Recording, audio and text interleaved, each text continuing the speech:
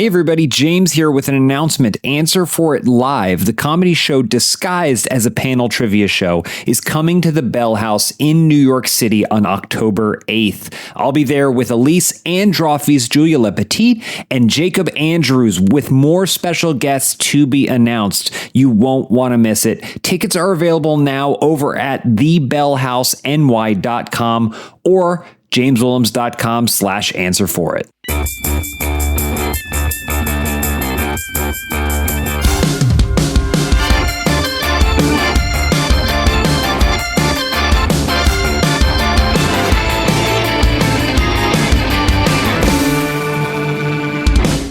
I have something I want to talk about. Sure. Literally no one else wants to talk about except for maybe AJ or Zach. Maybe Elyse wants to talk about it a little bit. You just listed everyone. That's everybody. Everyone.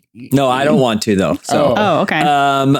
You know the movie So I Married an Axe Murderer? Yes. Heed, move, no. It's like an orange on a toothpick. So his job to live alone in San Francisco was that he was a beat poet, a popular beat poet, and he managed to live in San Francisco alone. It's the most expensive place to live. Except for a beat poet. Yeah, I was going to say, except for a beat poet, but he is pretty remarkable. But then Harriet was a butcher, and she had that incredible apartment. Remember where Harriet's sister accidentally grabbed his butt cheeks because he came out of the shower or whatever? Remember? That happens in that incredible apartment. What was going on in the 90s in San Francisco that these fictional people could live there? Generational wealth. Oh, Yeah. That makes sense. You know, it's funny. We did discuss this today earlier, and that hadn't come up. The idea that they might have both inherited something. When did the silicon tech boom kind of hit? That would have been probably the late 90s, a little bit after that. Early 2000s. Well, they weren't part of that. We all know before Facebook, there was Beatbook where you would just post all your poems. And Beatbook sounds like it's different. It's different now. Sorry. Hang on. Google is telling me that his job, Charlie McKenzie, which is the name of the character that Mike Myers plays, works as an assistant manager at City Lights bookstore. He's a beat poet who performs that at night. So the screenplay indicates that he works at the bookstore, which is a famous actual place in San Francisco. But then he performs even with at the both coffee of shop those at things. night. It still doesn't add up. Are you saying that poetry is not his main source of income? That's what shocked me so much about it. I don't remember him ever doing anything else. I don't remember him being anything but a poet. But that's the strongest part of the movie. Hey, welcome to Answer for It. Yeah, that's true. Hold on. No, you don't. No, you can. You can do it anytime. AJ. You do not get all have a parachute, and we can pull the ripcord at any moment. Elyse, you get to intro to the show after I say this next thing. Also, a couple of years ago, there was a show called The Pentaveret that Mike Myers made after it seemed like he was unfrozen from ice for 15 years. And it's wild. But the whole show is based on the in-world conspiracies from So I Married an Axe Murderer that the dad screams about that are also in the newspaper that the mom reads. It's interesting that you bring that up, James. Oh, it's a little tease. All right, Elyse, go. Pull the parachute. Welcome to the Soy Ma'am Universe podcast. This is the So I Married an Axe Murderer Universe podcast. I'm Elyse Soy Willems. Ma'am. I was confused. Hey, I'm AJ Locasio. I did not marry an axe murderer. Hi, I'm James Willems. I haven't married an axe murderer, but she has used an axe before. Body spray. And I'm Zach Anner, and I married Carly. Oh. Who could be an axe murderer. Good. Pretty fresh We marriage. don't know yet. I mean, Yeah. it's been 6 months, but I haven't been murdered yet. So that's pretty good. Also, he didn't marry an axe murderer. Hey, Zach, will you tell us if you get murdered? Yeah, that'll be the first. I mean, that'll be what I open the podcast with if that happens. I would love to be haunted by Zach Anner. I would just be knocking into stuff. You float. You know, like it would just be, there's a. Do I get to take the wheelchair with me if I'm a ghost, or do I just float? How does that work? How does cerebral palsy work in death? Can we get some research on this? It's probably the same as it works for anyone else. It's dark. Oh. Do you want to keep the wheelchair? I don't know. I mean, it's kind of my whole brand, guys. It wouldn't probably be the ghost of the wheelchair, though, because the wheelchair could theoretically still be in operation after you're gone. Does this mean the wheelchair has to die too? Like the Yeah, that's what battery? I'm saying. Yeah, I mean, I would imagine that, well, I guess that would be kind of presumptuous of me to think I would be buried in my wheelchair. Would the battery drain? Maybe it's dead in its own way. Or, Yeah. even if I am a ghost, am I just a sitting ghost? Even if I'm floating? I don't know. Most ghosts from the waist down are just like Oh, yeah. vapor. They're like Little- sperm. Yeah. Little They just- spermies.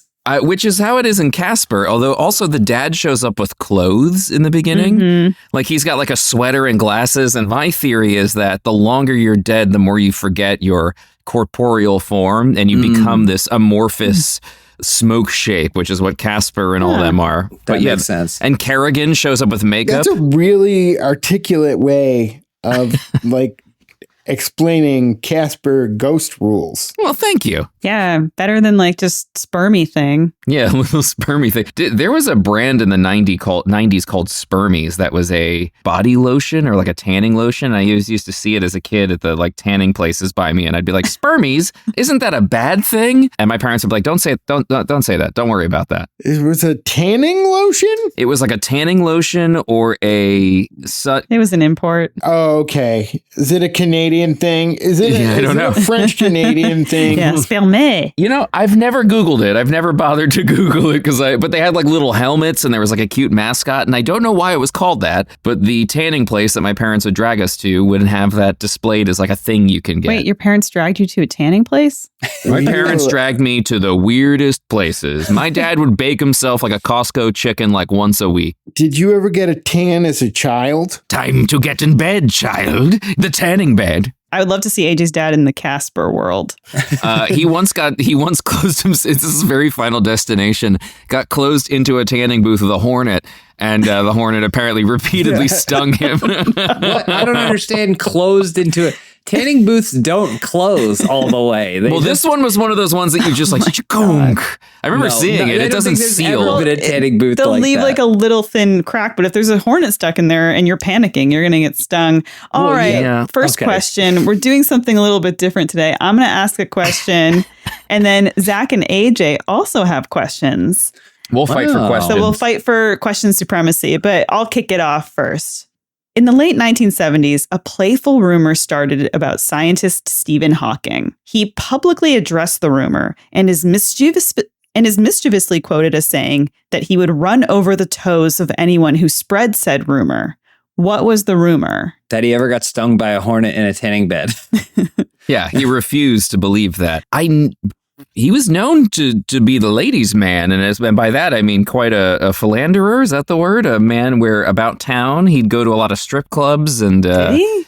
Did Yeah, that's the yeah. rumor, is that he was quite into that, wow. and would spend a lot of time and money. So you doing think he said, if you tell anyone I'm going to strip clubs, I'll run over your feet with Yeah. my wheelchair? Yes, maybe yes, but also based on your reaction and your genuine shock, it is absolutely not that as an answer. So I'm ruling that out. I think it's that Stephen Hawking did not actually have a disability that he Oh, was wow. faking it. They thought, Oh, shots they fired. thought it was a whole prestige scenario. He just was faking it so that he didn't have to talk to people. So if we dug up his tomb and exhumed it, we wouldn't find a wheelchair in there. He was not No. buried with the wheelchair. An able-bodied skeleton would be in there. Yeah, I think so. I think that's a horrible rumor, but I could imagine that, they would be like, oh, that's Stephen Hawking. He's just antisocial. It's funny to imagine that he would run over their toes, though, if they spread that rumor. Yeah, maybe he was using Chat GPT. Oh, you think? It wasn't his own voice. He was just constantly Chat GPT responding to everyone he met back in the 70s. So this was in the 70s. So what would have been, Late 70s it started, yeah. okay, late 70s. So it wouldn't be that he was like the Zodiac or something. I mean, that's fun. I could totally see him being the Zodiac killer. Why not? He's smart enough. We haven't Yeah, you caught the could- Zodiac killer, correct? Didn't we kind of They narrow got a it pretty down? good idea. Are you thinking of There's a the pretty good Golden idea. State Killer? No, that person they did get Mhm. through DNA. Yeah. I think the Zodiac, they're pretty certain that they got. Can I offer one more? Please. Bad tipper. Wow. Yeah. Yeah. He tips bad. There was a rumor that Stephen Hawking would deliberately run over the toes of people he didn't like. And he denied the rumor by stating it was malicious and that he would run over anyone who repeated it. Oh my God. That's an interesting defense That's there. amazing. That's incredible. That's incredible. Yeah. Apparently, Wow. the original rumor started because he allegedly ran over Prince Charles' toes when he met him and bragged about it. I mean, good for him. That could have happened, but it doesn't necessarily mean the rumors are true. If I ran over Prince Charles's toes, in the moment, it could be an accident and I'd be very sorry. I'd be apologetic, but I would definitely run to you all and tell you, you will never believe what I did to Prince Charles. You made him think you have a wheelchair first of all. That's the thing, is you made him believe you needed a wheelchair and then you ran over his toes. There's a twofold fun to that. Yes, Yeah. I double got him. Unless you're just in your vehicle, your normal everyday vehicle, or you're on a bicycle. Either way. As somebody who runs over a lot of toes, that's always the time where I feel the worst, because it's like there's nothing you could do as a non-wheelchair using person that's like, you can't just get me back, you know? I could slash your tires. Yeah. You could, but the tires that I have now, they're foam, so you couldn't slash them. I know that, and don't ask me how I know it. Yeah, I'm going to cut them to ribbons. Foam is very easy to cut. You just have to really get creative with it. I'm going to make the Argonath. I mean, slashing foam tires, you'd have to be really committed to just like... He is. You like underestimate my chiseling away. commitment. Yeah, I'm going to make some sort of beautiful rock work out of your tires. It's going to look like, the Argonath in Lord of the Rings, just a big stone structure. What if we got into this big 4-way prank war and it was just the four of us constantly slashing each other's tires?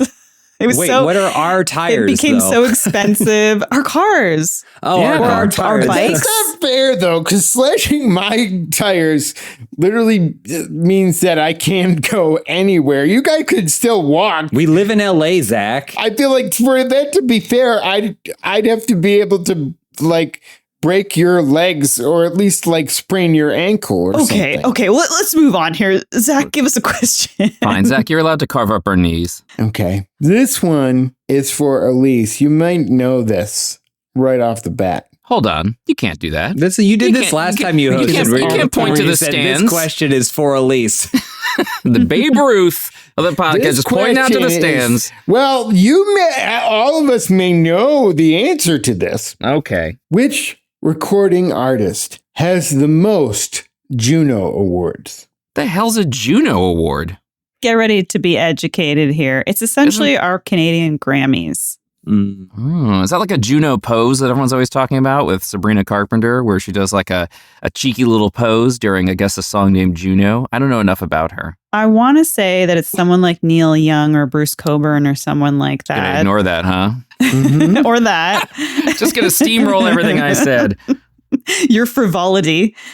Yeah, I want to say that. Or could it be Mike Myers for spoken word album as performed in So I Married an Axe Murderer? His beat poetry. His beat poetry. His hit track Harriet. They must have released a full spoken word album from that movie, right? And plus, he had that BBC One song as Austin Powers. Which is a great song. Daddy wasn't I like there. that song. No, not that song. The BBC One, BBC Two. It's just him talking about the BBC. BBC Peace. But Daddy Wasn't There is also really great. So think of all the Canadian artists that you know. Everybody knows big Canadian artists. I was going to ask, can only Canadians win Juno Awards? Oh, Celine Dion. Celine Dion, huh? A great guess, AJ, but this is for Elise. Come on, AJ. No. You think I won so many Junos? Wow. Come on. Is Celine in the room She with always us? says, come on. Now, what was the fake Celine Dion movie? It was called Aline. God, that trailer, It's I nightmare cannot fuel. believe it. If you're listening and you haven't seen this, how do we look it up? What is the name? How do you So spell it's it? called Aline. I think it's spelled ALINE. And it's basically supposed to be a biopic about Celine Dion. But the woman that wrote it and directed it and acted in it plays Celine Dion all throughout her life. So even as a young child, there's effects. It's really weird. I love this. It's hard to believe. It's kind of like The Room, or one of those things like where you're just like, I can't believe this got made by brute force. It's truly a beautiful piece of art. But don't they use actual Celine Dion music? They do. But then How do they get that? I don't know, because they also, in part of the marketing, it says that it's not like the official movie, or we should watch it. We should absolutely watch it. They probably were able to license the music, but not necessarily her life rights, potentially. Maybe they couldn't get that, or they felt, or maybe there's some sort of protected thing in Canadian free speech where if they're not claiming to be the person, they can be more free and protect themselves from a lawsuit. Anyone can use Celine Dion music as long as you're not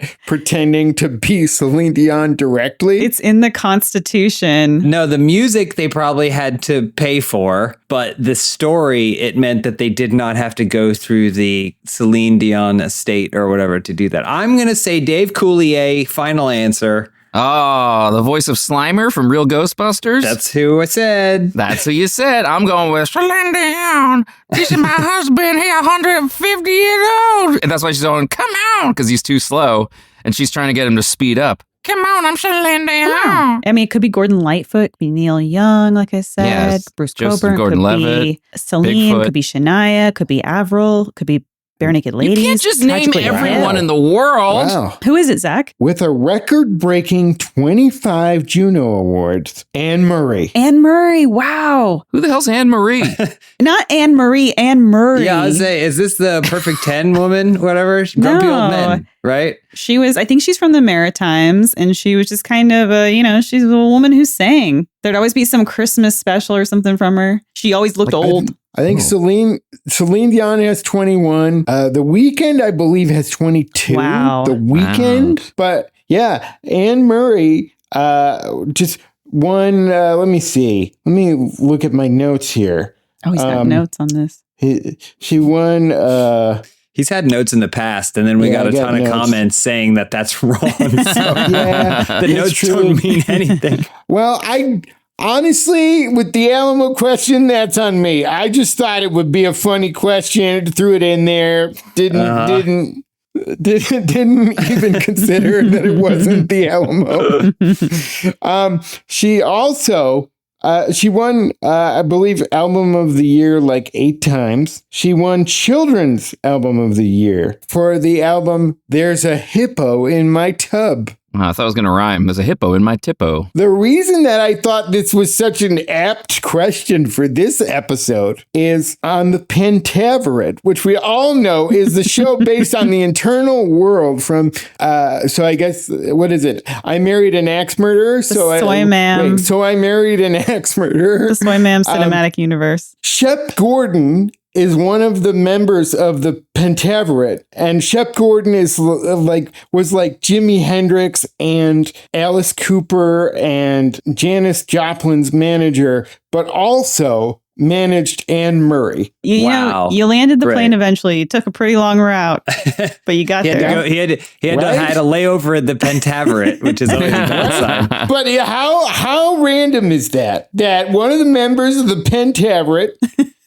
is Shep Gordon, who's Anne Murray's manager. Yeah, Isn't it wonderful how life is all connected like this? Isn't it crazy that someone somewhat related to the thing that I started talking about is also somewhat related to the Isn't that amazing? Doesn't it make you think that maybe things aren't just random? Maybe there's something bigger going on in the world? There's a higher power, and she lives in Canada and New Brunswick. It's true. Maybe there is, life after death. Maybe Casper is really, maybe it does all make sense. Maybe it wasn't a waste of my time to watch the entirety of the Pentaveret. It was. If you like Answer For It, you will love Rebrand the podcast. Yeah, it's a weekly comedy podcast hosted by Ashley Birch and Mort Burke. Alone, they are hilarious, but together they are unstoppable. Each episode is Ashley and Mort rebranding a specific topic. Yeah, they might rebrand anything from Dwayne The Rock Johnson to the state of Wisconsin. It's honestly, there's nothing that they won't rebrand. They have a ton of great guests on the show, really, really funny people, including Derek Waters, who you'd know from Drunk History, Couples Therapies, Naomi Ekperigin, and Andy Beckerman and SNL's Luke Null. So these are really, really funny people. A couple of funny people have also been on the show. Speaking of yours truly. Yeah, I have been on the show. And I rebranded motorcycles, and it was a lot of fun. I did an episode where we rebranded bar fights, and it got really stupid. But I think that's the idea. The best way ever. That is totally the idea. I think the goal is to get really stupid, but I think it's awesome because it shows the potential in the things that are already out there and how much better they could be with a little bit of a rebrand. And funnier, make sure you follow Rebrand the podcast, subscribe, and check it out. We promise you will have a good time with it. Yeah, a new episode comes out every single week on Wednesday at noon. AJ, you got a question for us? Hey, I got a question for you. My first question of the podcast. It took, Wow. 24 episodes to get here. I've been itching. I've been training. All right. In 2019, after seeing the movie adaptation of his musical Cats, what did Andrew Lloyd Webber do? He made a life decision. I know he hated it. Mm-hmm. I know he didn't think it was any good. Yeah. This is going to sound dark. I think he broke into an animal shelter at night with a bucket of water. And I think one by one, he drowned every single cat in that place. You think that would wow. be wow. No heavy-side layer for you. A real reverse Pee-wee's Big Adventure. Wait, is that where they go? Do they go to what is the place that they travel off to when they die? Heavy-side layer. Come on, There's we the heavy. know I know you this. just said it, but isn't there another one? There's the heavy side layer, and I thought there was a second one. No. That like if you're enlightened, you get to go Like to. levels That like is the Scientology. one. That is where they go to. You get to be reborn again in the heavy-side layer. Where did those terms come from? Like, where did that? The heavies? Tennessee Williams or whatever, his psychotic brain. I think Elyse is very close about killing the cats. I think he adopted a dog. And Zach? What does Zach think? Wait, so James, you went with adopt dog. Elyse went with kill Adopted cats. a dog, yeah. I'm going to go with checked all of his cats' buttholes to see what they looked like because he was like, I didn't get to see any of these in the movie. That was his main complaint with the movie. He's the one who started release the butthole cut. Well, he had sent over a lot of photos as proof of concept, and he was upset because they didn't make it into the film. Yeah, he kept saying pink. They gotta be pink, and he was giving him swatches of Pantone colors of what the butthole color should be. See this? Too brown. I want pink. We don't know what Andrew Lloyd Webber sounds like. He's probably very English. soft. I do know what he sounds like, and he sounds like an old British asshole, just how you think he would sound. God. Yeah. Yes, the cats were most arresting. But I think, honestly, James is right. Got a dog. The film caused him such emotional trauma, stating that it was, quote, off the scale wrong.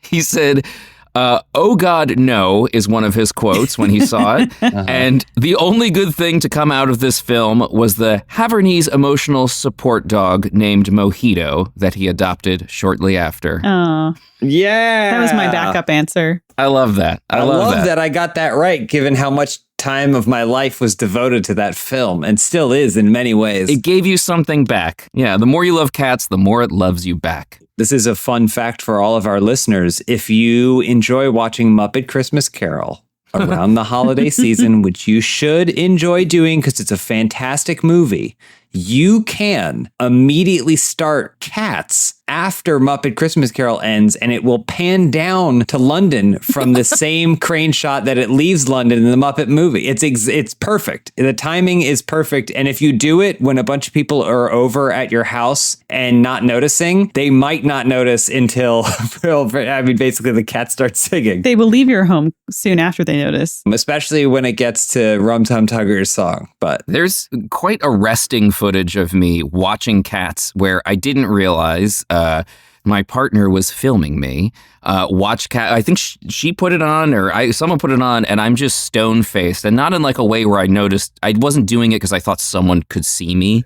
I was like, I went to another place. I was so enthralled and yet horrified and delighted, and she just filmed me for like 10, 15 minutes of me just staring in a state of complete confusion. So footage of that exists somewhere. And then eventually she called my attention. She was like, do you realize what you look like right now? I was like, what? I was like, sorry, I got really sucked into this movie. This is a horror show. that's like your opinion. And then the pandemic happened. Yeah. Did Cats cause the pandemic? Maybe. Kinda. I think Yeah. the failure of cats caused the pandemic. My next question is actually another round of Ain't No Slang, our slang guessing trivia game where I give you terms pulled from the Annals of Urban Dictionary and you to try to guess what those terms mean. Now, I have a special angle on this week's game because all three of these terms, I would say, are related to James in Nice. some way. Oh. Nice. So, Interesting. see if you can The guess word them. beef is going to be used a lot. Mhm. First term, what is Goonlight? I'm sorry. Say that. Can you use that in a sentence? I don't know if I can because it You might can't- you give it can't. away. What is Goonlight? Goon light. Goonlight.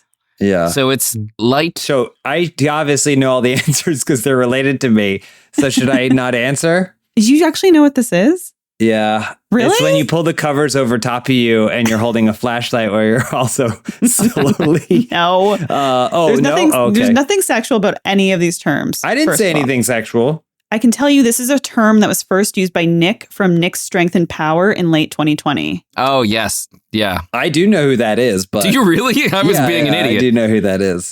Goon light. Goon light. Light.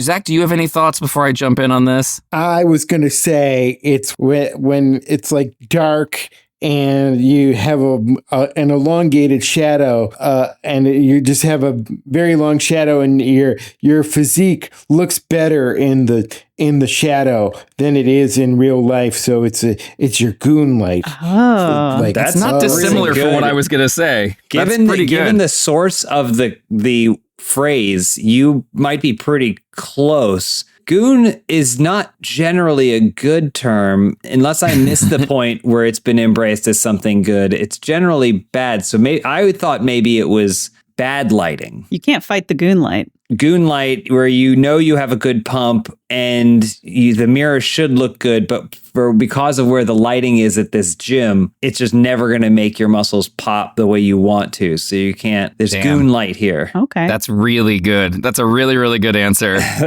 You guys basically both covered it. Crap.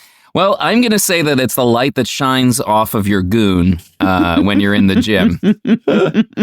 So that's what I have. Uh-huh. Yeah. Oh, dude, bro, can you turn down that goon light? It's Nah, getting me bro. right in my eyes. Sorry, bro. I can't do it. So I can't. It's how my body is. I'll use it in a sentence. He is looking shredded under the goon light. So maybe it's the inverse of what I said. It could It's be. light that is especially good for great photographs of yourself. It gets all your muscles and you're glistening in the goon light. Correct. It's what Zach said, not what James That said. is correct. Yeah, it's lighting used by bodybuilders and gym goers when you take a selfie trying to show off your physique, but it makes it look good, better than in Okay. real life. Have you ever gotten swole with the devil and the pale goon light? That's pretty good. Johnny, come on. See you around, kid. The next term is oil check, and this is one from wrestling. Well, immediately, I think of a greasy guy. You got to rub him down. I think it's when you inadvertently get someone in the butthole when you're if it's from you're talking I assume collegiate wrestling. I don't know what this is. Amateur You tell wrestling, me. not necessarily professional. Because Don't there's play a lot of innocent. reaching. There's a lot of reaching around and hooking. But I do know that it was not uncommon that inadvertently you would reach maybe with the hand or a finger and you would get between the cheeks, which feels like an oil check for me. Wow. We're learning a lot here. I like how you danced around that. Maybe, I don't know, a finger slips it too. I don't know. Maybe you become real friendly with your new friend. There were people that did it on purpose as a means to cheat. But I didn't know anyone who did that. The full goon makes you do crazy things, Yeah. like fall in love or stick a finger in your opponent's butthole. I'm going to say before you go out, you get sprayed down with that, whatever baby oil glycerin they put on those bright, shiny men before they go out. And they're like, yo, bro, got to make sure I'm your oil check guy today. Hot Got stuff. to make sure you look real glistening, real shiny like a Christmas bulb. Zach was making a face like he's been oil checked before. Oh, Well, I don't have an alternate answer, but I was just smiling to myself, thinking about an oil check only wrestling match where that's all you could do, like slappers only in 007. That's the only move you could do. Let's just poke each other's taints. Yeah, what do Just you get try up to in them like slip buttholes? behind and slip and grab? That's a rude match. How do you award points for something like that? Is it like fencing? I think it's pretty There's a obvious buzzer. how you award points. Yeah, no, it buzzes. You got to put a button in there. Well, Zach might be onto something here because he and James were right. How? It's when one How? wrestler sticks his finger in his opponent's butt to gain a positional advantage. I don't like these. This is a family-friendly Yeah. podcast. It happens. It happens. And this is one final one. Something to do maybe to do with James and his life. What is a rub hog? It's got to be motorcycle related. Before anyone gets any ideas, it's got to be motorcycle related. A rub hog. A rub rub hog. hog. Can you use it in a Being such paragraph? a rub hog, James. Okay, Can you use it in a definition? I'll use, Bro, I had my first rug hog the other day. I'll use Wait, it. rug or rub? Rub with a B. Rub. Yeah. Rub hog. hog. I can use it in a sentence, but it would essentially tell I you what think it is. I might Oh. have some idea. Is it a motorcycle that's very low enough that when you go over bumps, it scrapes against the ground? Wait, this is like a motorcycle that looks like a dachshund, so it's got a fat little tummy that Yeah. rubs against the ground. I was going to say maybe it's like this doesn't quite make sense. Your answer makes a lot more sense. Like if you chafe, if you get you're getting rubbed on the motorcycle, you got a good rub hog on your undercarriage. That wouldn't be called hog rub? It doesn't make sense. It doesn't make sense. That's a I got hog hog. A hog rub. Yeah, that makes more sense. Look, I don't know all this cool lingo that you guys know. I think a rub hog is when your motorcycle is so precious to you that you can't help but rub it. Like you can't help but caress your motorcycle. I don't know if Zach is correct, but I do want to state that what he's describing is real. The feeling of wishing to touch and rub your own motorcycle is a real thing that motorcyclists do. Just sitting there. You just sit there and then you might just like caress the fuselage. It's the closest thing that most people have to owning a horse. And so sometimes at a stoplight or something, you might treat your motorcycle as though it's more human than your car is, or more alive, I should say. This term has nothing to do with the motorcycle. Wow.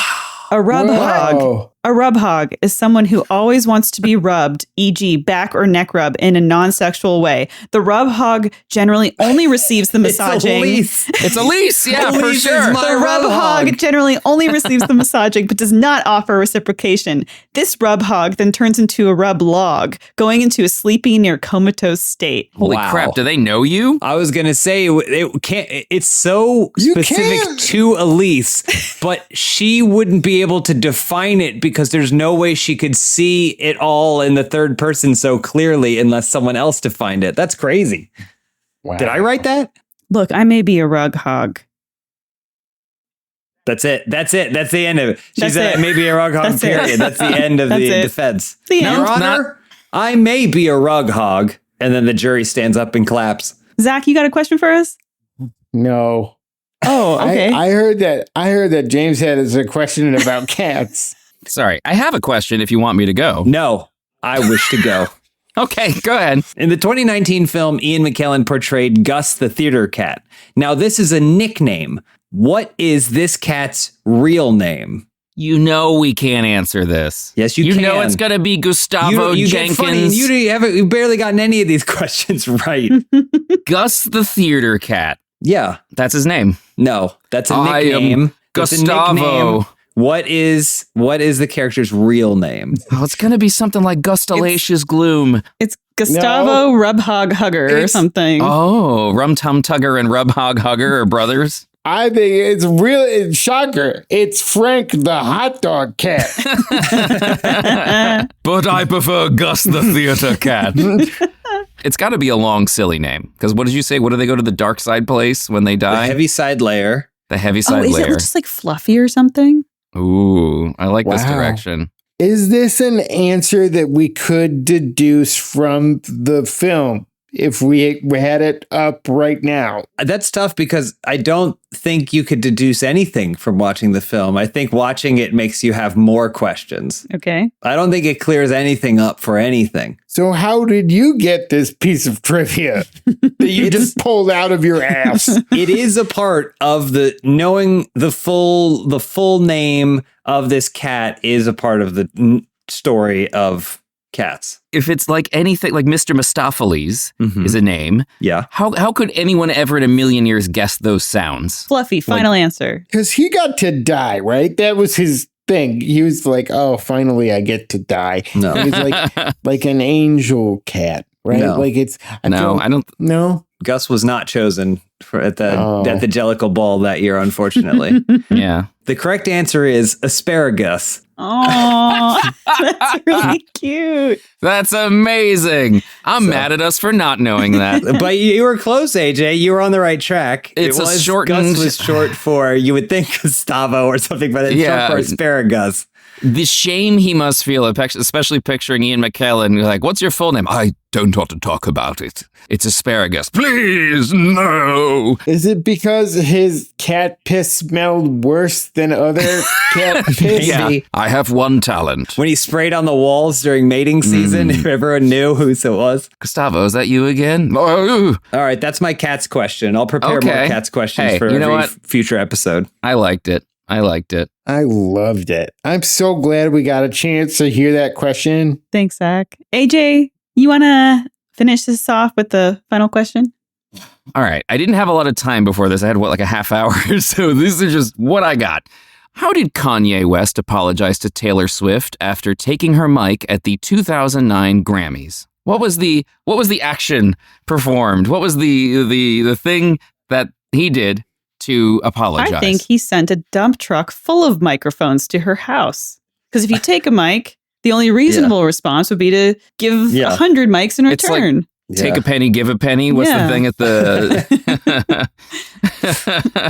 Take a mic, give a mic? Yeah. I know the actual answer. You know the actual answer? Zach's really close with Kanye West, so that's true. That's how he knows. Yeah. He didn't even know who you're talking about at first because he knows him as Yee. Before Zach gives the correct answer, I'm going to say he let her finish. Well, that would have been nice and courteous. Because he said he was gonna. He said, I'm going to let you finish, and then proceeded to not. But he eventually did. He let her finish. Zach, I'm curious. Do you have the right answer? Do you think you have it? I do think I have it because I remember there was a time after the incident that Kanye West went on to the Tonight Show with Jay Leno and apologized profusely. And Jay Leno said, "What would your mother think?" Because his mom had just died. Wow. And wait, how did Jay Leno say it? What would your mother think? What do you think your mother would think of this? That's a pretty good Jay Leno. We got That's a really good Jiminy Glick Jay on this show in case he's on. I think he mentioned during that appearance that he had written a song for Taylor Swift to sing that they would do as a duet, and she did not take him up on this offer. I wonder why. And then he got upset. So that is actually partially correct, but he did do a tour of apologies on different shows and stuff, but the correct answer I was looking for, because for some reason I found this very funny, he apologized in a series of 72 tweets. Oh my. That is the canonical answer that I have. So let's see. There is a quote. Kanye West tweets Saturday. I pulled this from some article. Who knows? Kanye West's tweet Saturday saying he's still feeling pain after his microphone grab from Taylor Swift at last year's MTV Music Awards. And this is a quote from him. How deep is the scar? I bled hard. Canceled tour with #1, pop star in the world, closed the doors of my clothing office. That's the apology. It's one of 72, I guess. I got a trivia card that I was asked while we were on a road trip. Okay. How did he apologize? And I thought it was like, I don't know, a truck of roses. And it was 72 tweets, which is a perfully adequate. Anytime you go through a breakup, send them at least 72 tweets to apologize. I think that's the bar now. It is. If any public apology is to be made, it's got to be in 72s. Didn't he also adopt a dog for her, or am I thinking of someone else? You're thinking of Andrew Lloyd Webber. I adopted a dog on your behalf. Right, Andrew Lloyd Webber. Oh, that's right. Marmalade. What did I say his name was? It's made me think of when Adrian Brody bought Mojito. a castle for Carrie Mulligan in Buffalo. He- Or somewhere. No, that was me. He bought a castle okay. for the woman that is now Me. Chris Hemsworth's wife. Oh, okay. I got that completely wrong. You're probably thinking of when Mike Myers of the Pentaveret and Kanye were hosting that Hurricane Katrina benefit Oh. together. Every single question asked today leads back to the Pentaveret. I know we make jokes, but is this a real thing? Yes. Did Mike Myers do press with Well, Kanye there was an West? incident. You're talking about Press. It was the telethon. Yeah, the Yeah. relief telethon. And Mike Myers comes out and says his piece about the survivors of Hurricane Katrina and like everyone should donate. And then Kanye says George Bush doesn't care about black people. Have you not seen Which- this, AJ? I mean, I've buried it in my brain. I do remember. I remember the second part, and I forgot Mike Myers was somehow Mike Myers, involved. and he's Mike just Myers standing standing right there, next to him and- is the Yes. best And part. you would think Mike Myers pretty quick on his feet. Not in that moment. He's You got can nothing. see the best is he turns and looks at him, takes in a breath of air, and then turns back to the It's the best. You could Is that not the write- best reaction? It's I the think that's- best reaction of all time. If you watch the Spike Lee documentary on Hurricane Katrina when the levees broke, a lot of people were very glad that Kanye said that. Yeah. Oh yeah, I want to know what was on the card. I guess that's what I want to know. What was on the card that Mike Myers was reading because his reaction It was. said panic. It just said panic, and there was a white card that said. It would have been weird to find out that Mike Myers responded that way because it was initially his line and Kanye stole it from him. I've got a fun thing to say. Before we go out there, I just want to give you a heads up. Something needs to be said. It needs to be said, and I'm going to say it tonight. Okay? So just don't worry. Just play it cool. All right, Kanye? Afterwards, he goes, "Oh yeah." What's the thing he always says? Like, "All right, okay." Like he has a thing that he does after. yeah. Hello. That's what he should have did afterwards.